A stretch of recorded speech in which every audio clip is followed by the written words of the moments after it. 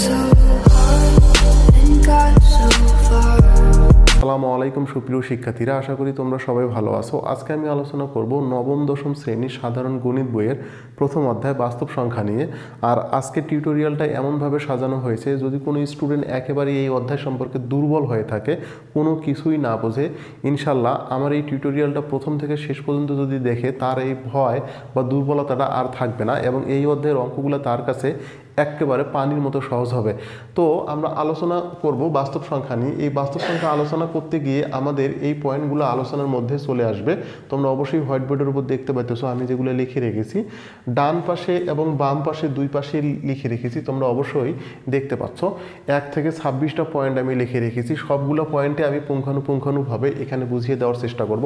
তোমরা শুধু ধৈর্য সহকারে আমার সঙ্গে থাকো। তো চলুন আমরা শুরু করে দিই। প্রথম যে বিষয়টা আমরা জানবো সেটা হচ্ছে স্বাভাবিক সংখ্যা। বলা হচ্ছে প্রাচীনকালে মানুষ গণনা করার জন্য যে সমস্ত সংখ্যাগুলো আবিষ্কার করছিল সেগুলোকে বলা হচ্ছে স্বাভাবিক সংখ্যা। নর্মালি স্বাভাবিক সংখ্যাগুলো শুরু হয় হলো 1, 2, 3, 4 এভাবে এনতম পদ, মানে অসীম পর্যন্ত স্বাভাবিক সংখ্যা এভাবে চলতেছে। তার মানে 1 থেকে শুরু করে এভাবে যদি ক্রমান্বয়ে চলতেই থাকে, এই ধরনের সংখ্যাগুলোকে বলা হচ্ছে স্বাভাবিক সংখ্যা। কখনো কখনো প্রশ্নের মধ্যে এটা উল্লেখ থাকে যে স্বাভাবিক বিজোড় সংখ্যা। যদি কখনো স্বাভাবিক বিজোড় সংখ্যা বলে, তখন আমরা বিজোড় সংখ্যা বলতে এই সংখ্যাগুলোকে বুঝবো। 1, 3, 5, 7 এইভাবে আমরা এগুলোকে বুঝবো স্বাভাবিক বিজোড় সংখ্যা। কখনো কখনো প্রশ্নের মধ্যে এটা উল্লেখ থাকবে যে স্বাভাবিক জোড় সংখ্যা। যদি স্বাভাবিক জোড় সংখ্যা উল্লেখ থাকে, তখন আমরা এই জিনিসটা বুঝবো 2, 7, 6, 8, 10 এইভাবে চলতেইছে, এই ধরনের সংখ্যাগুলোকে বুঝবো। এইগুলো আমাদের প্রাথমিক লেভেলের হলো স্বাভাবিক সংখ্যা। এখন আমরা যেটা জিনিস দেখবো সেটা হচ্ছে হলো মৌলিক সংখ্যা। তো মৌলিক সংখ্যা বলা হচ্ছে যে কোনো সংখ্যাকে 1 এবং ওই সংখ্যা দিয়ে ছাড়া অন্য কোনো সংখ্যা দিয়ে যদি নিঃশেষে বিভাজ্য করা না যায়, এই ধরনের সংখ্যাগুলোকে বলা হচ্ছে মৌলিক সংখ্যা। বিষয়টা কীরকম, ধরুন আমি এখানে একটা সংখ্যা লিখলাম হলো 11, একটা সংখ্যা লিখলাম। দেখুন 11কে আমি কেবলমাত্র 11 দিয়ে নিঃশেষে বিভাজ্য করতে পারবো এবং 11কে আমি 1 দিয়ে নিঃশেষে বিভাজ্য করতে পারবো। আর অন্য কোনো সংখ্যা দিয়ে আমি কিন্তু 11কে নিঃশেষে বিভাজ্য করতে পারবো না। এই জন্য কিন্তু হবে 11 একটা মৌলিক সংখ্যা। অনুরূপভাবে 7কে দেখুন, 7কে আমি 1 এবং 7 দিয়ে নিঃশেষে বিভাজ্য করতে পারবো। অন্য কোনো সংখ্যা দিয়ে আমি 7কে নিঃশেষে বিভাজ্য করতে পারবো না। এই জন্য আমরা 7কে বলবো মৌলিক সংখ্যা, অথবা এই ধরনের সংখ্যাগুলোকে বলা হচ্ছে মৌলিক সংখ্যা। 1 থেকে 100 পর্যন্ত আমাদের মৌলিক সংখ্যা আছে, টোটাল হলো 25টা। তার মানে যদি কখনো জিজ্ঞাসা করা হয় যে 1 থেকে 100 পর্যন্ত মৌলিক সংখ্যা কয়টা আছে, আমরা বলবো 25টা। এবং প্রথম যে মৌলিক সংখ্যাটা শুরু হয়েছে সেটা হচ্ছে হলো 2 দিয়ে শুরু হয়েছে। 2, তারপরে 3, 5, তারপরে আপনার হলো 7, 11, এরপরে আমরা লিখতে পারি 13, 17, 19 এইভাবেই কিন্তু মৌলিক সংখ্যাগুলো চলতেছে, টোটাল 25টায় 1 থেকে 100-র মধ্যে। কখনো কখনো এটা প্রশ্ন হয় যে সর্বক্ষুদ্রতম বা মৌলিক সংখ্যাগুলোর মধ্যে ক্ষুদ্রতম মৌলিক সংখ্যা কোনটা, তখন আমাদেরকে বলতে হবে ক্ষুদ্রতম মৌলিক সংখ্যা হচ্ছে 2। কখনো কখনো এটা প্রশ্ন করে যে মৌলিক সংখ্যাগুলোর মধ্যে জোড় মৌলিক সংখ্যা কোনটা, উত্তর হবে কিন্তু আমাদের হলো 2। কেবলমাত্র একটাই মৌলিক সংখ্যা আছে যেটা জোড়। কখনো কখনো আমাদের প্রশ্নের মধ্যে এটা জিজ্ঞাসা করে যে মৌলিক সংখ্যাগুলোর মধ্যে কয়টি মৌলিক সংখ্যা জোড় আছে, তাহলে উত্তর হবে কিন্তু একটি মৌলিক সংখ্যা জোড় আছে, আর কোনো মৌলিক সংখ্যা জোড় নাই। এইগুলো আমাদের মৌলিক সংখ্যা সম্পর্কে ধারণা। এখন আমরা যেটা দেখব হলো সহমৌলিক সংখ্যা। বলা হচ্ছে দুইটি স্বাভাবিক সংখ্যার গসাগু যদি 1 হয়, তখন সেটাকে বলা হচ্ছে সহমৌলিক সংখ্যা। দেখুন আমি যদি একটা সংখ্যা লিখি 27 কিন্তু বলা হচ্ছে আমাদের হলো একটা স্বাভাবিক সংখ্যা। অন্যদিকে ধরুন আমি কিন্তু 8 একটা লিখতে পারি সংখ্যা, এটা কিন্তু হচ্ছে একটা স্বাভাবিক সংখ্যা। এই দুইটা সংখ্যার গসাগু যদি 1 হয় বা এইরকম সংখ্যার গসাগু যদি 1 হয়, এইরকম সংখ্যাগুলোকে বলা হচ্ছে সহমৌলিক সংখ্যা। বিষয়টা আরেকটু ক্লিয়ার করে দিই। এখানে 27 আছে, দেখুন 27-এর গুণনীয়কগুলো কিন্তু আমরা লিখতে পারি 1, 3, 9, কারণ 27কে 27, 3 লং 27 আমরা এটা লিখতে পারি। আর কিন্তু আমরা লিখতে পাচ্ছি না, এখানে 27। অন্যদিকে 8-এর গুণনীয়কগুলো লিখতে পারি 1, 2, 4, 8। দেখুন এখানে কতগুলো গুণনীয়ক আছে, এখানেও কতগুলো গুণনীয়ক আছে। এই দুইটা সংখ্যার গসাগু যদি আমরা নির্ধারণ করি, তাহলে কিন্তু আমরা একই কেবলমাত্র গসাগু পাবো।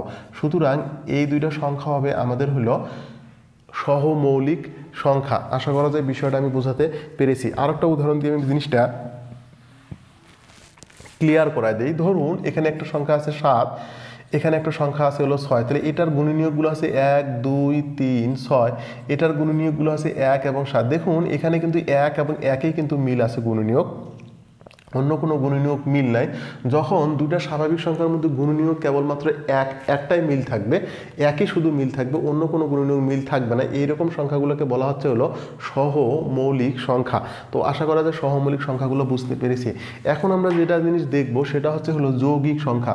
বলা হচ্ছে যৌগিক সংখ্যার 2-এর উপরে গুণনীয়ক থাকবে, এরকম সংখ্যাগুলোকে আমরা যৌগিক সংখ্যা বলতে পারি। সাপোজ ধরুন আমরা জানি যে 2 একটা মৌলিক সংখ্যা, কিন্তু 6 কিন্তু একটা যৌগিক সংখ্যা, কারণ 6কে 6 এবং 1 দ্বারাও অন্য সংখ্যা দ্বারা আরও নিঃশেষে বিভাজ্য করা যায়, এরকম সংখ্যাগুলোকে বলা হবে হলো আপনার হলো যৌগিক সংখ্যা। যেমন 6, এটাকে আমি 3 দিয়েও ডিভাইডেড করতে পারি, 2 দিয়েও ডিভাইডেড করতে পারি, এরকম সংখ্যাগুলোকে আমরা বলবো যৌগিক সংখ্যা। যেমন হলো 2, 4, 6, 8, এগুলো সবই যৌগিক সংখ্যা, মানে যেগুলোকে 1 এবং ওই সংখ্যা দিয়ে ছাড়াও অন্য কোনো সংখ্যা দিয়ে নিঃশেষে বিভাজ্য করা যায়, এইরকম সংখ্যাগুলোকে বলা হচ্ছে যৌগিক সংখ্যা। তো আমরা এটা বুঝলাম। এখন আমরা যেটা দেখব হলো ক্রমিক সংখ্যা। তো ক্রমিক সংখ্যা বলা হচ্ছে যখন কোনো স্বাভাবিক সংখ্যাগুলোকে সিরিয়াল অনুযায়ী বা যে কোনো সংখ্যাকে সিরিয়াল অনুযায়ী বা ক্রমান্বয়ে সাজিয়ে লেখা হয়, তখন সেটাকে বলা হচ্ছে ক্রমিক সংখ্যা। ধরুন আমি 4, 5, 6, এটা কিন্তু একটা ক্রমিক সংখ্যা হলো, অথবা 1, 2, 3, 4, 5। দেখুন আমি ধারাবাহিকভাবে লিখতেছি কোনো সংখ্যা, এইরকম সংখ্যাগুলোকে বলা হচ্ছে হলো ক্রমিক সংখ্যা। মাঝে মাঝে প্রশ্ন করা হয় যে ক্রমিক স্বাভাবিক সংখ্যা বা স্বাভাবিক ক্রমিক সংখ্যা। তো স্বাভাবিক ক্রমিক সংখ্যা বলতে বোঝাবে 1, 2, 3, 4 এইভাবে ডট ডট চলতেইছে, এইরকম সংখ্যাগুলোকে আমরা বলবো স্বাভাবিক ক্রমিক সংখ্যা বলবো। এখন মাঝে মাঝে বলবে যে স্বাভাবিক ক্রমিক বিজোড় সংখ্যা। যখন এই কথাটা বলবে তখন আমরা যে সংখ্যাগুলোকে বুঝবো, 1 বুঝবো, 3 বুঝবো, তারপরে 5, 7 এইভাবে ডট ডট চলতেছে, এই সংখ্যাগুলোকে আমরা বুঝবো স্বাভাবিক ক্রমিক বিজোড় সংখ্যা। যদি কখনো বলা হয় যে স্বাভাবিক ক্রমিক জোড় সংখ্যা, তখন আমরা বুঝবো হলো 2, 4, 6, 8, 10, এইভাবে আমরা এটাকে বুঝবো স্বাভাবিক ক্রমিক জোড় সংখ্যা। কিন্তু সেটা যে 2 থেকে শুরু হবে বিষয়টা এইরকমও না, কখনো কখনো এভাবেও হতে পারে। যেমন হলো 40, 40-এর পরে হলো 42, 42-এর পরে হলো 43, এগুলোও কিন্তু হচ্ছে আমাদের হলো মানে 40, 42, 44, এগুলো হচ্ছে স্বাভাবিক ক্রমিক আপনার হলো জোড় সংখ্যা। শুরুটা যেখান থেকে হতে পারে, এটা কোনো সমস্যা নাই। তো এরপরে আমরা যেটা দেখব সেটা হচ্ছে হলো অখণ্ড ধনাত্মক সংখ্যা। আমরা অলরেডি স্বাভাবিক সংখ্যাগুলো দেখেছিলাম, এইরকম সংখ্যাগুলো 1, 2, 3, 4, 5, এই যে সংখ্যাগুলো লিখলাম, এই সংখ্যাগুলোকেই কিন্তু বলা হচ্ছে অখণ্ড ধনাত্মক সংখ্যা, যেটার মধ্যে কোনো দশমিক বিন্দু থাকবে না। এরপরে দেখুন আমরা যেটা দেখব সেটা হলো পূর্ণ সংখ্যা। তো পূর্ণ সংখ্যা বলা হচ্ছে শূন্য সহকারে সকল ধনাত্মক এবং ঋণাত্মক সংখ্যাকে পূর্ণ সংখ্যা বলা হচ্ছে, শূন্য সহকারে।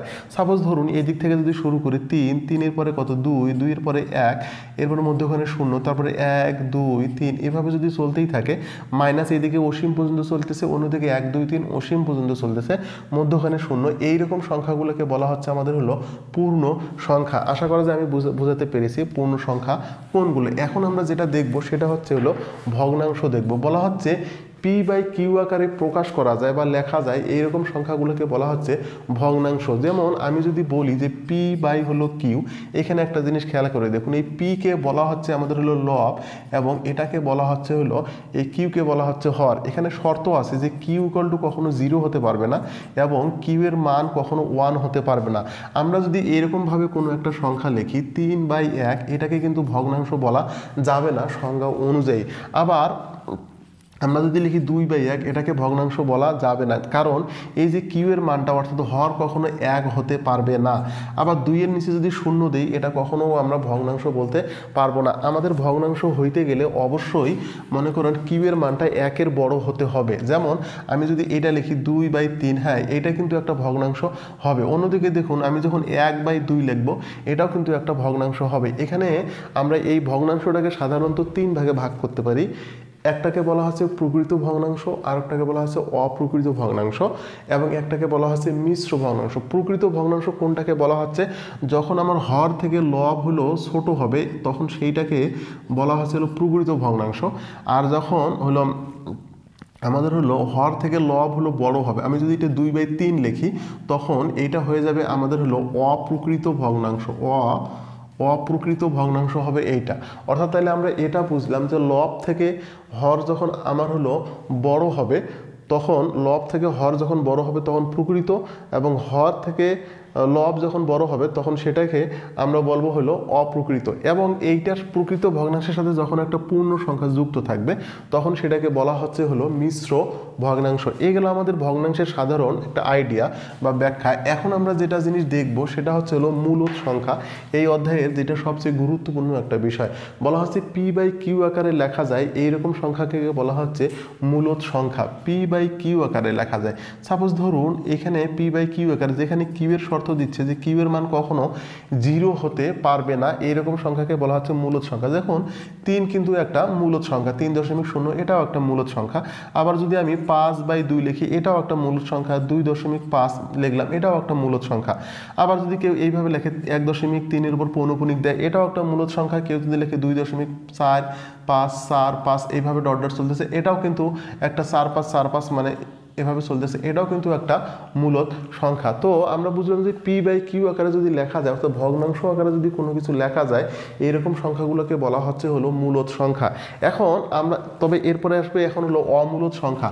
অমূলদ সংখ্যা আমরা যেটা বুঝবো পি বাই কিউ আকারে পূর্ণ সংখ্যা আকারে লেখা যায় না, এরকম সংখ্যাকে বলা হচ্ছে অমূলদ সংখ্যা। সাপোজ ধরুন আমি যদি এখানে একটা সংখ্যা লিখি 2.5 3 2 4 5 3 মনে করেন এখানে হলো 1 2 7 8, এই যে এরকম যদি কোনো সংখ্যা আমি লিখতেইছি, দেখো এটা কিন্তু পূর্ণ সংখ্যা আকারে প্রকাশ করা মানে ভগ্নাংশ আকারে প্রকাশ করা যায় না, এটা কিন্তু হচ্ছে হলো অমূলদ সংখ্যা। তার মানে এটাকে পি বাই কিউ আকারে কিন্তু লেখা যাচ্ছে না, এরকম সংখ্যাগুলোকে বলা হচ্ছে অমূলদ সংখ্যা। এই বিষয়টা আরেকটু যদি আমি ব্যাখ্যা দিই যে পি বাই কিউ আকারে বলতে কী রকম, সাপোজ আমি যখন মূলদ সংখ্যা এই জিনিসটাকে লিখেছিলাম তখন কিন্তু আমি এই সংখ্যাটার পরিবর্তে এইরকম একটা আমি করতে পারছিলাম, কারণ দশমিকের জন্য 1 আর এখানে 0 দিলাম। তো 25/10 এটা আমার লেখার একটা পসিবিলিটি ছিল, কারণ এটাকে যদি আমি পি কল্পনা করি এটাকে কিন্তু কিউ আমি কল্পনা করতে পারতেছি, তার মানে পি বাই কিউ আকারে কিন্তু প্রকাশ করতে পারতেছি। বাট এইরকম সংখ্যাগুলোকে কিন্তু পি বাই কিউ আকারে কিন্তু প্রকাশ করা যাচ্ছে না, কারণ এটাকে যদি পি কল্পনা করো তাহলে কিউ,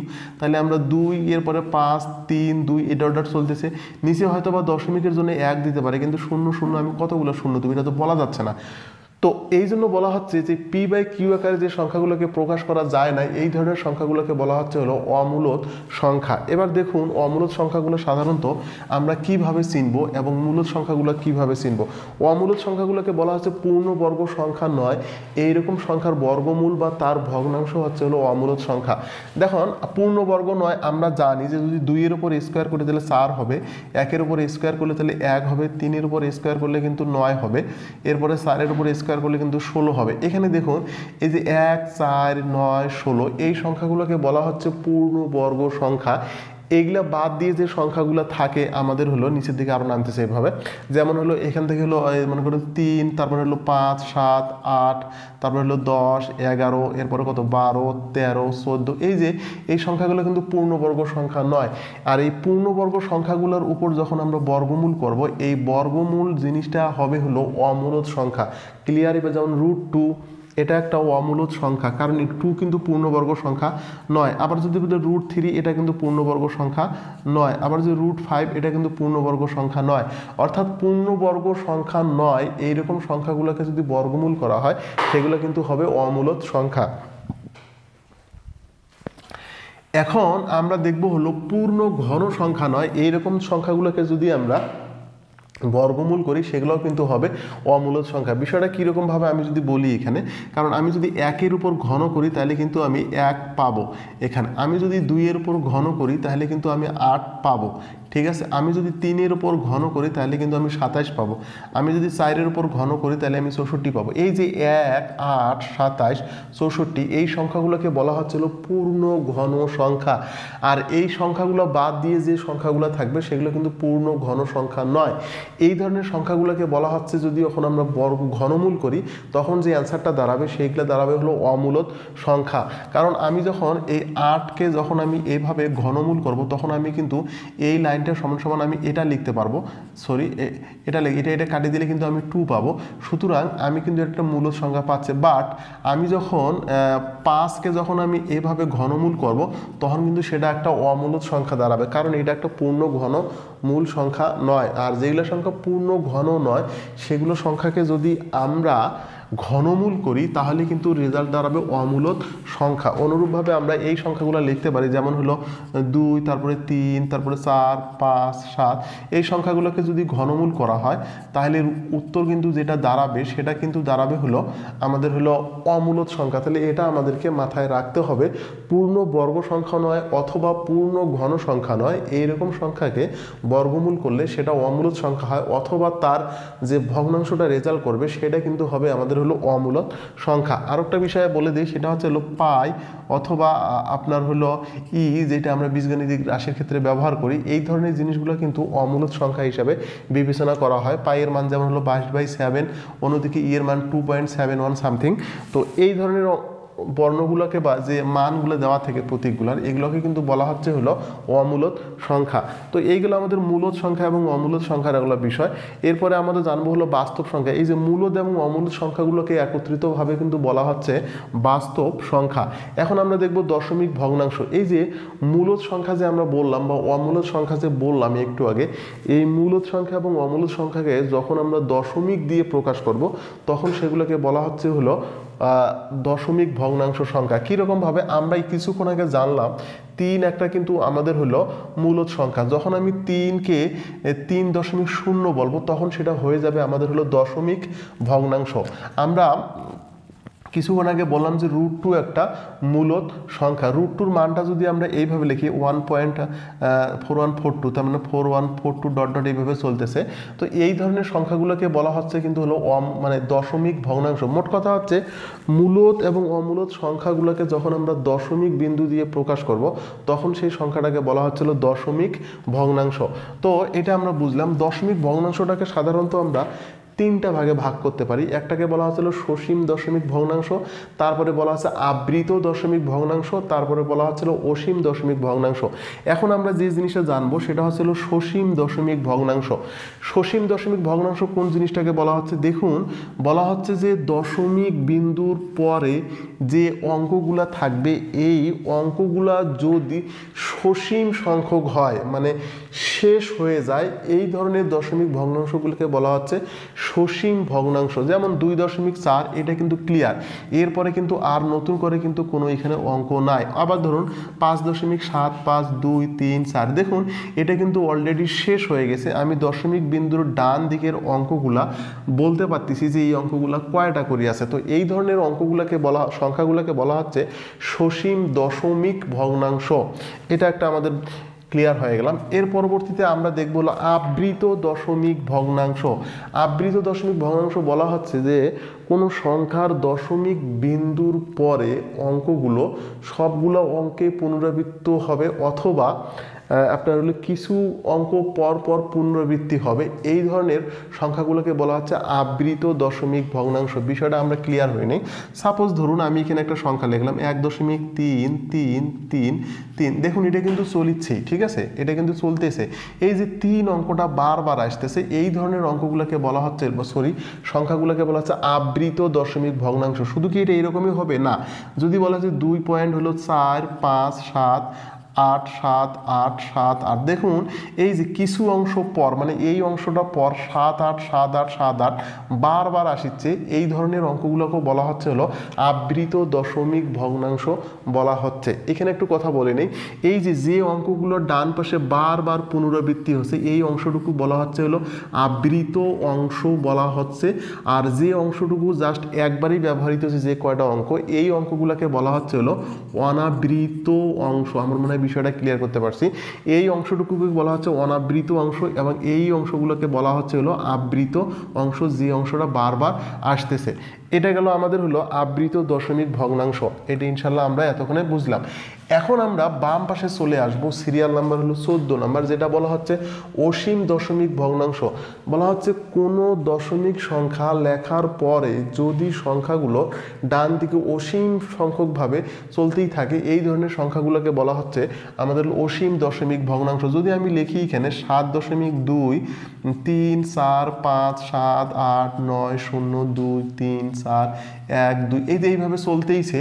এই যে আমি একটা সংখ্যা লিখলাম দশমিক বিন্দুর পরে, তো দেখুন এই যে অঙ্কগুলো যে আমি লিখলাম এই অঙ্কগুলো কিন্তু অসীমভাবে চলতেইছে। এই ধরনের সংখ্যাগুলোকে বলা হচ্ছে অসীম দশমিক ভগ্নাংশ সংখ্যা। এটা আমরা বুঝলাম। এখন যদি আমরা বুঝি যে অসীম অনাবৃত দশমিক ভগ্নাংশ সংখ্যা, অসীম অনাবৃত দেখুন এই সংখ্যাটাকে কিন্তু এক প্রকার বলা হচ্ছে অসীম অনাবৃত দশমিক ভগ্নাংশ সংখ্যা। কারণ কোনো একটা অঙ্ক নির্দিষ্ট যে বারবার একটা আসতেছে এরকম কোনো ঘটনা কিন্তু এখানে ঘটতেছে না, এই জন্য এটাকে বলা হচ্ছে অসীম অনাবৃত দশমিক ভগ্নাংশ সংখ্যা। এখন আমরা দেখব হলো অসীম আবৃত দশমিক ভগ্নাংশ। দেখুন এই যে অসীম বিন্দুর মধ্যে আমি যদি এই অঙ্কটাকে এইভাবে লিখি যে 2 3 4 2 3 4 2 3 4, দেখুন এই যে 2 3 4 2 3 4 2 3 4 এই অংশটা কিন্তু বারবার আসতেছে, মানে রিপিট হচ্ছে, মানে পুনরাবৃত্তি হচ্ছে। যখন কিছু অংশ কোনো একটা অঙ্কের মধ্যে এইভাবে পুনরাবৃত্তি হবে বা সবগুলাই পুনরাবৃত্তি হবে, এই ধরনের অঙ্কগুলোকে বলা হচ্ছে হলো অসীম আবৃত দশমিক ভগ্নাংশ। সেটা 3 অঙ্ক হইতে পারে অথবা জিনিসটা এরকমও হইতে পারে 2 2 2 2 এরকমও হইতে পারে। তো এইটাকে আমরা বলবো অসীম আবৃত দশমিক ভগ্নাংশ, যেটা এইভাবে চলতেইছে। তো আমরা এটাও বুঝলাম। এখন আমরা বুঝবো হলো পৌনঃপুনিক সংখ্যা, যেটা খুবই গুরুত্বপূর্ণ। দেখুন আমি যে এইখানে অঙ্কটা লিখলাম 7.2222, দেখুন এই সংখ্যাটার পরিবর্তে আমরা এটা লিখতে পারি যে 7 এর মাথার উপর যদি আমরা ফোঁটা দিই, যেই অঙ্কটা বারবার আবৃত হচ্ছে মানে পুনরাবৃত্তি হচ্ছে, ওর মাথার উপর যদি একটা ফোঁটা দিই তখন সেটাকে বলা হচ্ছে হলো পৌনঃপুনিক ভগ্নাংশ। এখন যে যদি এখানে শুধু আবৃত দশমিক ভগ্নাংশ মানে শুধু পুনরাবৃত্তি অঙ্কগুলাই থাকে, এখানে অনাবৃত কোনো অঙ্ক না থাকে, তখন সেটাকে বলা হচ্ছে হলো বিশুদ্ধ পৌনঃপুনিক। আমরা বিষয়টা ক্লিয়ার হয়নি। যেমন এইখানে যদি আমরা এই সংখ্যাটাকে একটু ছোট করে লিখি, আমরা লিখতে পারবো 7.234। তাহলে এটা আমরা বলতে পারি হলো 7.234, এটার উপর পৌনঃপুনিক দিলাম। কারণ প্রথম যদি 2 বা ততোধিক অঙ্ক থাকে তাহলে আমরা শেষের অঙ্কটার মাথার উপর পৌনঃপুনিক বিন্দু দেবো এবং প্রথম অঙ্কটার মাথার উপর পৌনঃপুনিক বিন্দু দেবো, তাহলে কিন্তু পৌনঃপুনিক বিন্দু দেওয়া হয়ে যাবে। আবার বলি যেমন 4.5 7 2 3 4 এই অংশটা যদি বারবার আসে তাহলে আমরা এখানে পৌনঃপুনিক দেবো, এখানে পৌনঃপুনিক বিন্দু দিলেই আমরা ধরে নিব যে প্রত্যেকটা অঙ্কেই এখানে বারবার আসতেছে। ইনশাল্লাহ মনে হয় এটা আমি বোঝাতে পেরেছি। এটা হলো আমাদের পৌনঃপুনিকের ব্যাখ্যা। এখন আমরা দেখব হলো বিশুদ্ধ পৌনঃপুনিক সংখ্যা কোনগুলোকে বলা হচ্ছে। দেখুন বিশুদ্ধ পৌনঃপুনিক সংখ্যা বলতে বোঝানো হচ্ছে এখানে অনাবৃত কোনো অংশ থাকতে পারবে না। কেমন, আমি যদি বলি এখানে যে 7.25 2 5 2 5, আর একটা অঙ্ক লিখি আমি দিলে 8 মনে করো 4 3 2 5। আবার ধরুন এখানে মনে করেন হলো পৌনঃপুনিক দিলাম, আর এটা লাইন সমান সমান আমরা লিখতে পারি 7 এটার উপর পৌনঃপুনিক আমরা দিতে পারি। আবার ধরুন আমরা আরেকটা অঙ্ক লিখলাম হলো 7.4 3 পৌনঃপুনিক, এখানে আরেকটা অঙ্ক লিখি 7.7 পৌনঃপুনিক। এই যে দেখুন এখানে বিশুদ্ধ পৌনঃপুনিক বলতে বোঝানো আছে, দেখুন এখানে কিন্তু অনাবৃত অংশ কিন্তু নাই, এখানেও কিন্তু অনাবৃত অংশ নাই, মানে 43 মানে 4 3 4 3 পরপর আসতেছে, 7 কিন্তু এখানে পরপর আসতেছে। অন্যদিকে দেখুন এই যে 2 5 2 5 কিন্তু পরপর আসতেছে। এই ক্ষেত্রে কিন্তু এই অঙ্ক এবং এই সংখ্যা এই তিনটা সংখ্যাকে কিন্তু বলা হচ্ছে বিশুদ্ধ পৌনঃপুনিক, কারণ এখানে অনাবৃত অংশ নাই। এটা হলো আমাদের বিশুদ্ধ পৌনঃপুনিক। এখন আমরা দেখব হলো মিশ্র পৌনঃপুনিক সংখ্যা। মিশ্র পৌনঃপুনিক সংখ্যা বলতে বোঝানো হয়েছে যখন আমাদের হইল পৌনঃপুনিক সংখ্যার সাথে অনাবৃত সংখ্যা থাকবে তখন সেটাকে বলা হচ্ছে হলো মিশ্র পৌনঃপুনিক। যেমন এই অঙ্কটা হচ্ছে মিশ্র পৌনঃপুনিক, কারণ 8.43 2 উপর পৌনঃপুনিক চিহ্ন 5 উপর পৌনঃপুনিক, কারণ এখানে আবৃত অংশও আছে অনাবৃত অংশও আছে। যখন আবৃত অংশ এবং অনাবৃত অংশ একসঙ্গেই থাকবে তখন সেটাকে বলা হচ্ছে হলো মিশ্র পৌনঃপুনিক। এই বিষয়টা আমরা আরেকটু ক্লিয়ার হইনি এখনই। ধরুন আমি এখানে লিখছি 8.2 4 5 মনে করেন 4 7 2, আর একটা অঙ্ক লিখি মনে করেন ভুল হয়ে গেল, এটা 2 8 মনে করেন 3 4 7 মনে করেন হলো 2 7 2 মনে করেন হলো 7 2। দেখুন এই যে 7 2 7 2 7 2 এই অঙ্কটা কিন্তু এই দুটো অঙ্ক কিন্তু বারবার রিপিট হচ্ছে। অন্যদিকে 3 এবং 4 কিন্তু একবারে আইছে। তো এক্ষেত্রে 3 এবং 4কে কিন্তু বলা হচ্ছে হলো অনাবৃত বলা হচ্ছে দশমিক ভগ্নাংশ। অন্যদিকে 7 2 7 2 এটা কিন্তু বারবার আসছে, এই জিনিসটাকে আমরা ছোট করে এভাবে লিখতে পারি 8.34 এটার উপর পৌনঃপুনিক দিলাম।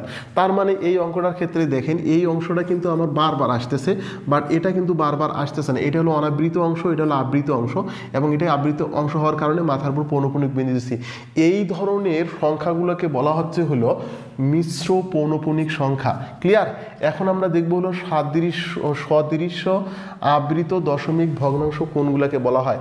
বলা হচ্ছে যখন দুই বা ততোধিক দশমিক সংখ্যার মধ্যে বা আবৃত দশমিক ভগ্নাংশ সংখ্যার মধ্যে যখন আবৃত অংশ এবং অনাবৃত অংশগুলো সমান থাকবে, অঙ্ক সংখ্যা সমান থাকবে, সেইটাকে বলা হচ্ছে সদৃশ আবৃত দশমিক ভগ্নাংশ। কীরকম? আমি যদি একটা সংখ্যা লিখি 5.342, আর একটা সংখ্যা লিখলাম 5.487, আর একটা 7.2 মনে করেন হলো 9 1 মনে করেন এটা লিখলাম। তো এখানেও পৌনঃপুনিক, এখানেও পৌনঃপুনিক, এখানেও পৌনঃপুনিক দিলাম। দেখুন এই অঙ্ক তিনটার ক্ষেত্রে এখানে কিন্তু আবৃত অঙ্ক আছে 2টা, এখানেও আবৃত অঙ্ক 2টা, এখানেও কিন্তু আবৃত অঙ্ক 2টা, এখানেও কিন্তু অনাবৃত অঙ্ক 1টা, এখানেও অনাবৃত অঙ্ক 1টা, অনাবৃত অঙ্ক 1টা, দুইটাই কিন্তু সমান সমান হয়েছে। আবৃত অঙ্ক এই সংখ্যার বেলায় 2টা, আবৃত অঙ্ক এই সংখ্যার বেলায় 2টা, আবৃত অঙ্ক এই সংখ্যার বেলায় 2টা, এই সংখ্যার বেলায় অনাবৃত অঙ্ক 1টা, এই সংখ্যার বেলায় অনাবৃত অঙ্ক 1টা। যখন আবৃত অঙ্ক এবং অনাবৃত অঙ্কগুলো প্রত্যেকটা সংখ্যার মধ্যেই সমান সমান থাকবে, তখন সেই সংখ্যাগুলোকে বলা হচ্ছে একত্রে সদৃশ আবৃত দশমিক ভগ্নাংশ। আমি মনে হয় বিষয়টা ক্লিয়ার করতে পারছি। এখন দেখুন এই অঙ্কটার ক্ষেত্রে চিন্তা করুন, আমরা বুঝে নেব অসদৃশ আবৃত দশমিক ভগ্নাংশ মানে যেখানে ধরুন মনে করেন এইটা নাই, তাহলে আমাদের কি হচ্ছে এখানে 5.34, এখানে কিন্তু আবৃত অঙ্ক আছে 1টা, বাট এক্ষেত্রে কিন্তু 2টা করে আবৃত অঙ্ক আছে। এটা কিন্তু সমান হইল না এই 3টা সংখ্যার জন্য। যখন এই 3টা সংখ্যার জন্য সমান হইল না, এই জন্য আমরা এই 3টা সংখ্যাকে বলবো হলো অসদৃশ আবৃত দশমিক ভগ্নাংশ। আমরা আর একটু যদি ক্লিয়ার হতে চাই তাহলে আমরা আর একটা লিখে নিতে পারি ব্যাখ্যাগুলো। যেমন সাপোজ আমরা এখানে ধরতে পারি 5.325, আবার ধরুন মনে করেন হলো 4 মনে করেন 1 2 3, আবার 3 মনে করেন 2 5 7। এবার দেখুন 8 দিলাম, তাহলে এখানে দেখুন তো পৌনঃপুনিক দিলাম, এখানে এইটা 2টা পৌনঃপুনিক দিলাম, এখানে 1 2 3টা পৌনঃপুনিক দিলাম। এখানে দেখুন আবৃত অঙ্কগুলো কিন্তু মিল নাই, কারণ এখানে 2টা এনে আছে 3টা। অন্যদিকে দেখুন এখানে যদি আমি একটা 2 লাগিয়ে দিই সাপোজ, তাহলে এখানে অনাবৃত অঙ্ক 2টা, এখানে অনাবৃত অঙ্ক 1টা, এখানে অনাবৃত অঙ্ক 1টা, এগুলো কিন্তু মিলে যাচ্ছে না। যখন আবৃত অঙ্ক এবং অনাবৃত অঙ্ক 2 বা ততোধিক সংখ্যার মধ্যে মিল থাকবে না, অমিল হয়ে যাবে, তখন সেই ধরনের ভগ্নাংশগুলোকে বলা হচ্ছে অসদৃশ আবৃত দশমিক ভগ্নাংশ। আমার মনে হয় বিষয়টা ক্লিয়ার করতে পারছি। এখন আমরা যেটা জিনিস দেখব সেটা হচ্ছে ধনাত্মক সংখ্যা। বলা হচ্ছে 0 থেকে বড় সকল বাস্তব সংখ্যাকে ধনাত্মক সংখ্যা বলা হচ্ছে। 0 থেকে বড়, 0 থেকে যদি বড় হয়, সাপোজ ধরুন মনে করেন হলো সেটা হবে 1 2 3 4, এইগুলো সংখ্যাকে বলা হচ্ছে ধনাত্মক সংখ্যা। আমরা এটাকে স্বাভাবিক সংখ্যাও বলছিলাম, কিন্তু সমস্যা আছে ধনাত্মক সংখ্যার বেলায় দশমিক বিন্দুও থাকতে পারে, কারণ মানে একটা ভাঙা অঙ্কও থাকতে পারে, যেমন 2.5 4.3 এইরকমও থাকতে পারে, অথবা 1.3 এটাও হইতে পারে পৌনঃপুনিক দিয়ে, এটাও হতে পারে ধনাত্মক সংখ্যার মধ্যে। মানে এটা কিন্তু হবে 1 2 3 4 এগুলো তো হবেই, সংখ্যা 2.5 3 মানে এরকম পয়েন্টের সংখ্যা দিয়েও ধনাত্মক সংখ্যা হতে পারে। ঠিক আছে, এটা গেলো আমাদের ধনাত্মক সংখ্যা। এখন আমরা দেখব হলো ঋণাত্মক সংখ্যা। বলা হচ্ছে 0 থেকে ছোট সকল বাস্তব সংখ্যাকে বলা হচ্ছে ঋণাত্মক সংখ্যা। 0 থেকে ছোট, তার মানে আমরা যদি এভাবে যদি আমরা জানতাম যে এটা 0 যদি হয়, তাহলে এর পরেরটা আমরা কি লিখতাম 1 2 3, এর সামনে দিকে এদিকে কি লিখতাম -1 -2 -3। এখান থেকে এই দিকের অংশটাকে বলা হচ্ছে হলো ঋণাত্মক সংখ্যা, যেখানে আমরা বলতে পারি -3 -2 -1 ডট ডট এইভাবে অসীম পর্যন্ত চলতেছে। কিন্তু এটা যে সবসময় এইরকমই হবে বিষয়টা না, -3.2 এরকমও হইতে পারে, অথবা মাইনাস মনে করুন 2.1, এটাও একটা ঋণাত্মক সংখ্যা হতে পারে। ঠিক আছে, এখন দেখবো আমরা হলো আসন্ন মান, যেটা খুবই গুরুত্বপূর্ণ একটা বিষয়। দেখুন একটা ভুলে গেলাম, আমরা এখন দেখবো হলো অঋণাত্মক সংখ্যা। 0 সহকারে সকল ধনাত্মক সংখ্যাকে বলা হচ্ছে অঋণাত্মক সংখ্যা। একটু আগে আমরা দেখলাম ধনাত্মক সংখ্যাগুলো 1 2 3 ডট ডট এইভাবে চলতেইছে, এবং পাশাপাশি আমরা হলো এটা বলতে পারি যে 2.5, 3.4 এই সংখ্যাগুলো কিন্তু ধনাত্মক সংখ্যা হয়, অথবা 5.5 পৌনপুণিক, অথবা 7.2 পৌনপুণিক, 2-3 পৌনপুণিক, এগুলাও কিন্তু হচ্ছে ধনাত্মক সংখ্যা। কিন্তু এগুলোর মধ্যে কিন্তু আমাদের শূন্য ছিল না। যখন আমি শূন্য সহকারে সংখ্যাগুলোকে কনসিডার করব, তখন সেটাকে আমি বলবো হলো অঋণাত্মক ধনাত্মক সংখ্যা। ক্লিয়ার? এখন আমরা যখন দেখবো আসন্ন মান কিভাবে নির্ধারণ করে। ধরুন আমি এখানে একটা সংখ্যা লিখে রেখেছি 2.8752345। এখন আমাকে যদি বলা হয় যে 2 দশমিক স্থান পর্যন্ত মান কত, তখন কিন্তু আমি লিখব 2.87। এটা কিন্তু 2 দশমিক স্থান পর্যন্ত এটা হলো মান, ঠিক আছে। এখন যদি আমাকে বলা হয় যে 2 দশমিক স্থান পর্যন্ত আসন্ন মান কত, তখন আমি যদি 2.7 যদি আমি যদি লিখি, তাহলে কিন্তু আমার অঙ্কটা আসন্ন মান পর্যন্ত কিন্তু এটা হবে না। তার কারণটা হচ্ছে আমাকে যে 2 দশমিক স্থান পর্যন্ত যাওয়ার পরে এর পরবর্তী অঙ্কটা যদি 1, 2, 3, 4, 0 যদি হয়, তাহলে যা আছে তাই হবে। এবং যদি এটা না হয়, যদি আমাদের হলো 5, 6, 7, 8, 9 এই কটা অঙ্ক যদি হয়, তাহলে কিন্তু আমাদের এটার সাথে 1 যোগ করে নিতে হবে। বিষয়টা ক্লিয়ার হইতে হবে। তো যেহেতু আমার এখানে 2 দশমিক স্থান পর্যন্ত আসন্ন মান নির্ধারণ করতে বলছে, সেহেতু এর পরবর্তীতে আমাদের যেহেতু একটা অঙ্ক আছে 5, যেটা আমরা পাইলাম এখানে, তো তখন আমরা এই 7-এর জায়গাতে আমরা 8 বসিয়ে নেব, মানে 1 যোগ করি আমরা মানটা বলবো, ঠিক আছে। এখন আমরা যদি আরো একটু ভালোভাবে বোঝার চেষ্টা করি জিনিসটা, তাহলে আমরা এভাবে বলতে পারি। সাপোজ ধরুন এখানে কিন্তু এবার 4 আছে, তখন কিন্তু যদি বলা হয় যে 2 দশমিক স্থান পর্যন্ত আসন্ন মান কত, সেক্ষেত্রে কিন্তু আমি 8 সাথে কিন্তু এখানে বসাবো, ঠিক আছে, আসন্ন মান। কিন্তু এবার যদি এখানে 8 থাকে এবং আমার যদি বলা হয় যে 2 দশমিক স্থান পর্যন্ত আসন্ন মান কত, এবার কিন্তু আমি 7 লিখতে পারবো না, এবার কিন্তু আমি 8 লিখবো। কারণ এই সংখ্যাটা আমার 5, 6, 7, 8, 9 এটাকে সাপোর্ট করছে। তো যেহেতু এটাকে সাপোর্ট করছে, এই জন্য আমরা 8-এর জন্য আমরা পরবর্তী আগের যে সংখ্যাটা আছে সেইটার সাথে আমরা আগের যে অঙ্কটার সাথে আছে আমরা 1 যোগ করে নেব। এইভাবেই কিন্তু আমরা বলবো, ঠিক আছে। তো এই আর কখনো কখনো মান এবং আসন্ন মান দুইটাই সমান হইতে পারে, কখনো কখনো আসন্ন মানের চেয়ে আসন্ন মান 1 বেশি হতে পারে। সেটা নির্ভর করবে 5, 6, 7, 8, 9 এরপরে থাকলে 1 যোগ হবে সেই অঙ্কের সাথে, অথবা যদি 0, 1, 2, 3, 4 থাকে, তাহলে সেই অঙ্কের সাথে 1 যোগ করার দরকার নেই, যা আছে তাই থাকবে। আমরা যদি আরও একটা এক্সাম্পল খুব ভালোভাবে বোঝার চেষ্টা করি, তাহলে আমরা মনে হয় জিনিসটা বুঝবো। ধরুন আমি একটা সংখ্যা লিখলাম 3.7523 এখন আমাকে যদি বলা হয় যে, ধরুন এখানে 8, 7 লিখলাম, আমাকে যদি বলা হয় যে 3 দশমিক স্থান পর্যন্ত মান কত, তাহলে 3 দশমিক স্থান পর্যন্ত মান কিন্তু হলো 3.752। এবার যদি বলা হয় যে 3 দশমিক স্থান পর্যন্ত আসন্ন মান কত, আসন্ন মানও কিন্তু তাই হচ্ছে 3.752। এখন এইখানে 3 না হয়ে যদি এখানে 8 থাকলে, এখন যদি আমাকে বলা হয় 3 দশমিক স্থান পর্যন্ত মান লেখো, মান কিন্তু আমার এটাই থাকবে। এখন আসন্ন মান কিন্তু আর 3.752 থাকবে না, তখন কিন্তু হয়ে যাবে হলো 3, কারণ এই অঙ্কের পরে আমার পরবর্তীতে 8 আছে, মানে 5-এর চাইতে বড় অঙ্ক আছে, এই জন্য তখন আমার আগের অঙ্কের সাথে 1 যোগ করে নিয়ে আমাকে আসন্ন মান বলতে হবে। তো এই ছিল আমাদের আজকের নবম দশম শ্রেণীর সাধারণ গণিত বইয়ের বাস্তব সংখ্যার স্বাভাবিক মানে সাধারণ একটু ক্লাস। এর পরবর্তীতে আমি অনুশীলনীর যে অঙ্কগুলো আছে সেগুলো নিয়ে ক্লাস করবো। তো ধন্যবাদ, সবাই ভালো থাকবেন, আল্লাহ হাফেজ, এবং পরবর্তী ভিডিও দেখার জন্য সবাইকে আমন্ত্রণ রইল।